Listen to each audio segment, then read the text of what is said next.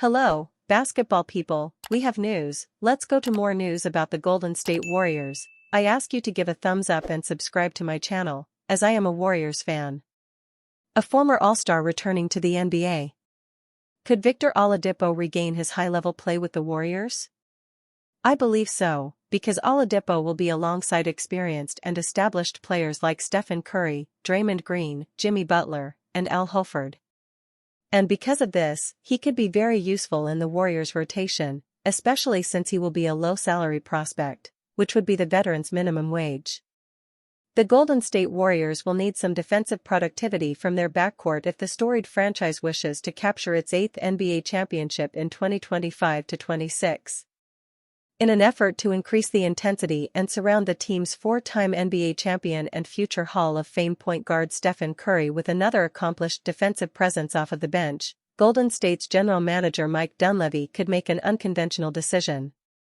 Curry and company are seeking a deep postseason run in 2025-26, and ex-Indiana Pacers guard Victor Oladipo could be of service to the Warriors' defensive core and an important potential free agent signing, overall. At 33 years old, Oladipo successfully raised his free agent stock after 2 appearances with the CBA's Guangzhou Long Lions to this juncture throughout the NBA preseason. The league's 2018 steals leader, 2.4, and 2018 All-Defensive First-Team selection has averaged 22 points and 3.5 steals in his 2 contests against the Los Angeles Clippers and San Antonio Spurs while showing off his athleticism in the process. For Golden State, possibly adding Oladipo to their bench rotation could eventually lead to a welcome uptick in positive defensive output thanks to his quick hands and impressive mobility. Of course, his main focus would be to guard the opposing team's most capable offensive initiators alongside Jimmy Butler and Draymond Green whenever he touches the floor, a job that would allow for Curry to conserve energy. Oladipo's last gig as an NBA player came with the Miami Heat in 2022-23. A year that saw the former two-way star contribute 10.7 points, 3.5 assists and 3.0 rebounds through 42 games. It remains clear that Oladipo can affect games both as a consistent scoring force and game-wrecking perimeter defender, even in 2025. Still, the Warriors front office could think twice about employing the 2018 Most Improved Player winner due to his notable past injury concerns. It only took 1 preseason game for Brandon Podziemski to quieten his critics. Third-year leap coming? Brandon Podziemski recently told The Athletic of his desire to be a leader of the Golden State Warriors in the post-Stephen Curry, leading to some criticism from fans for his very publicized goals. With Curry and Jimmy Butler sidelined for Sunday's preseason game against the Los Angeles Lakers, Warrior fans got a glimpse of what a Podziemski-led future may look like. Despite a rocky start for the team in the first half, the third-year guard was clearly Golden State's biggest positive in the 126-116 loss at Crypto.com Arena. Brandon Podziemski quietened some of his critics with a promising preseason display. While he's already proven an incredibly valuable role player alongside the likes of Curry and Butler, Podziemski's shot creation and playmaking has been a concern for many when it comes to his potential as a future star. The 22-year-old silenced some of those doubts with an excellent display, particularly in the third quarter where he led a Warrior fight back after they found themselves down by 17 at halftime. Podziemski had 14 points and 3 assists in the third alone, recording a team-high 23 and 8 assists for the game on 10 of 16 shooting from the floor and 3 of 7 from three-point range. He also led the Warriors in plus-minus, finishing as a +6 in his 26 minutes. Podziemski's 3-level scoring was an incredibly positive sign for the Warriors, having nailed a couple of pull-up mid-range jump shots while also finishing at the rim effectively on multiple occasions. Brandon Podziemski was able to score everywhere tonight. 23 points. 10 of 16 shooting. 3 of 7 from 3. 8 assists. 5 rebounds. A significant third-year leap from Podziemski could go a long way in Golden State closing the gap between themselves and the absolute top tier of contenders in the league, not to mention it would make for a far brighter outlook on what may otherwise be a gloomy post-Curry era in the coming years. Jonathan Kuminga also took advantage of the increase in offensive role, dishing out 6 assists as his passing and playmaking continues to become a noticeably improved element in preseason. The young forward shot 5 of 8 from the floor, which included a monstrous highlight transition dunk over Lakers forward Jake LaRavia, but Kuminga did also record 5 turnovers and was a -10 in his 22 minutes. Tracy Jackson-Davis was the visitors' second leading scorer with 14 points to go with 7 rebounds, having played 20 minutes off the bench thanks to the absence of Al Horford, who was out alongside Curry, Butler and the injured Moses Moody. The Warriors will now head to Portland to face the Trailblazers at Moda Center on Tuesday, before completing their preseason against the LA Clippers back at Chase Center on Friday. Steve Kerr remains uncommitted to starting lineup after Warriors-Lakers game. The Golden State Warriors lost to the Los Angeles Lakers 126-116 on Sunday night. The Dubs went down big in the first half, and while they played much better in the second half, it wasn't enough to make the comeback. After the matchup, who didn't feature either team's biggest stars, Warriors head coach Steve Kerr was asked about his lineup. Kerr has been known to tinker with lineup combinations, so for him to switch it around every preseason game is not uncommon. Golden State features a roster of mostly older, established veterans. Steph Curry, Draymond Green, and Jimmy Butler are locks for 3 of the 5 starting spots. Al Horford, the team's newly acquired veteran center, will likely be their starter on most nights, with Tracy Jackson-Davis or Quinton Post potentially taking that spot on specific matchups or other scenarios, such as back-to-backs. As for the final spot, the 2 guard, Kerr is unconfirmed. What he had to say about the shooting guard starter? "I can't say that yet. We've got to see where we are. Brandon Podziemski is going to play a ton. He's a hugely important player for us. But the starting lineup frankly is a little tricky for us, given the pieces and Al Horford's age," said Kerr after the game. The Warriors have a few options that Kerr is referring to, as Podziemski typically plays high-usage minutes, but also because Moses Moody could start some nights, while the veteran shooting of Buddy Hield can be useful depending on who they're playing.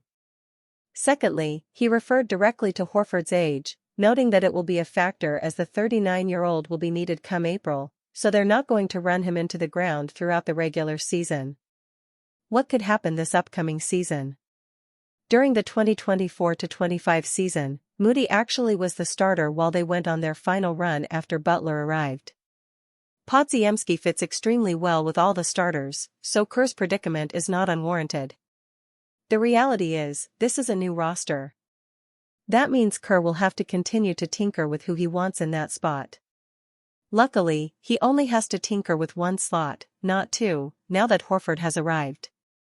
Either way, with guys like Curry, Green, and Butler in your starting lineup, the uncertainty of the final starting spot is not a bad problem to have. Come opening night, Kerr will most likely have a better idea of who could be retaining that slot. Until then, everyone will just have to be patient. Brandon Podziemski could regain his starting role thanks to Moses Moody's injury. Golden State are hopeful that Moody will be back in time for the season opener, but the chances of him returning straight back into a starting role might be limited after missing what will be the final 3 games of preseason.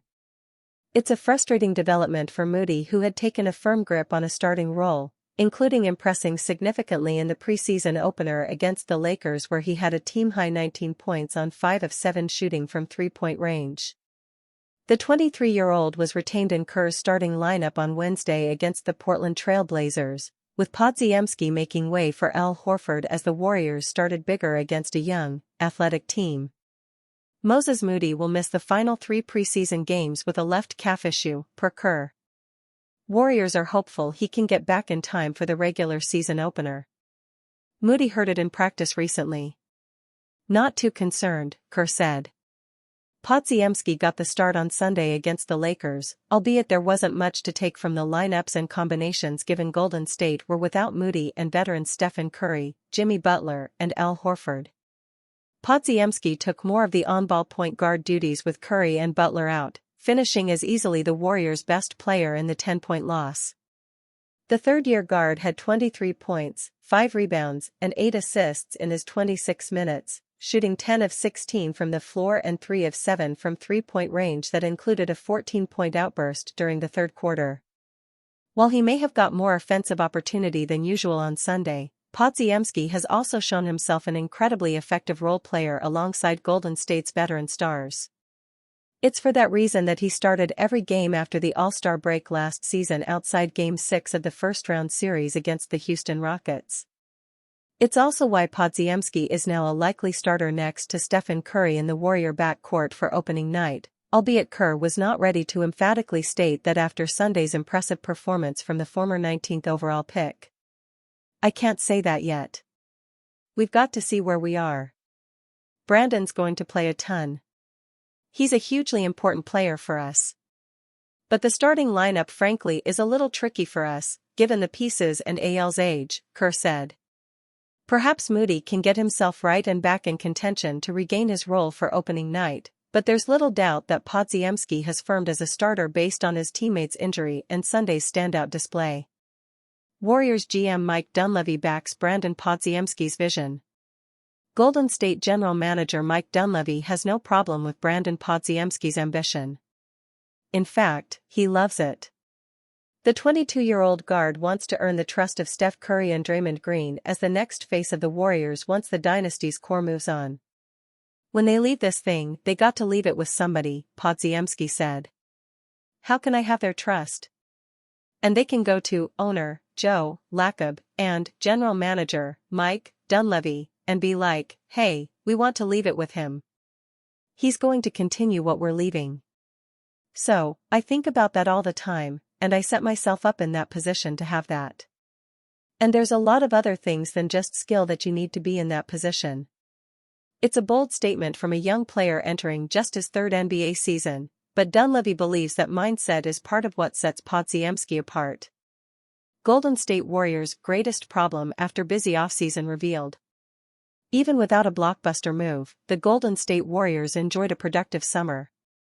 Jonathan Kuminga is signed to a tradable contract, and veterans Al Horford, Seth Curry, DeAnthony Melton, and Gary Payton II are all expected to play sizable roles. Despite massive improvements, the Warriors are largely seen as distant threats to the top teams in the Western Conference. Still, their track record after the trade for Jimmy Butler is a proven one, and Stephen Curry is entering the season healthy. The Warriors see themselves as title threats, although the rest of the league isn't convinced. The only thing standing in their way, it seems, is beyond their control. Warriors' biggest obstacle revealed. The Golden State Warriors are a very, very good team with 3 future Hall of Famers on the roster. Usually, that alone would be enough to be title contenders, if not front-runners. However, the Warriors are comfortably labeled a Tier 2 team in the West, for one simple reason: there are a lot of great teams. The Warriors' greatest problem might not be anything about their roster specifically, but rather the context around them. The top of the West is much better than it was in 2022, when Golden State beat the injury-ravaged Nuggets, Memphis Grizzlies, and Dallas Mavericks en route to the finals, wrote ESPN's Zach Kram for ABC on October 13.